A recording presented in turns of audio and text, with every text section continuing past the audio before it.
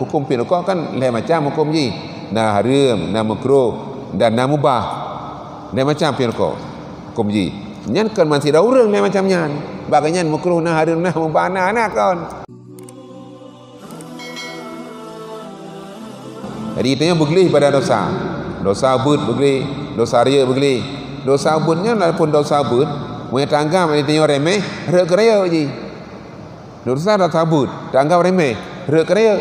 Katanya musuh zirau ragam. Galak tak kalian ani nanggap. Galak dengan syahwat. Nya dosa abud tu. Dosa abud. Tak kalian ani nanggap dengan syahwat, nya dosa abud.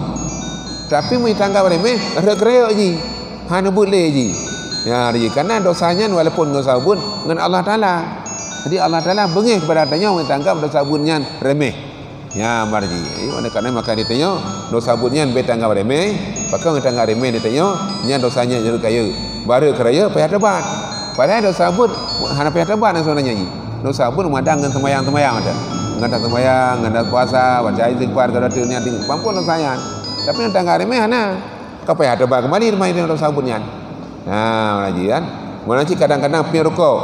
Yang firqahnya kadang-kadang untuk tanya haram. Atau untuk tanya makruh. Bet tanggap remeh makruhnya. Bet tanggap remeh, ni tanggap remeh rek keraya. Dari makruh rek karya benda. Ni karena orang hukum firqah kan lain macam hukum ji. Nah haram, nah makruh dan nah mubah. Lain macam firqah. Hukum ji. Nyan kan masih ada orang lain macam nyan. Bagainya makruh nah haram nah mubah nah kan. Ya bab urangnya haram, bab urangnya makruh, bab urangnya mubah, masing-masing orang. Jadi orang yang firqahnya hukum jihad bagainya nya je pian. Hukum firqah orang yang makruh pian, yang pian je pian. Hukum firqah yang bagainya harus firqah nya je. Ya baca je ya. Jadi punya kadang-kadang yang makruh firqah diganya anggap remeh Allah makruh. Allah makruh. Bang kena Allah makruh. Nya makruhnya dia haram tu.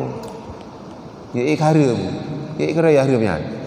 Dia oleh karenanya baik tanggap remehnya, remeh makruhnya baik. Ada makruh tapi ada getam dari Allah. Saban yang haram cik. Allah yang tam, yang haram getam dari Allah, yang makruh getam dari Allah Taala.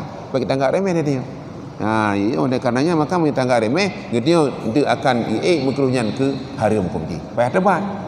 Padahal makruhnya maupun dosa kan ngedosa makruh tanya, ngan dah sembahyang, simpang dah sembahyang. Tak sampai tak kebet tahmid tanya. Ke subhanallah 20 lega.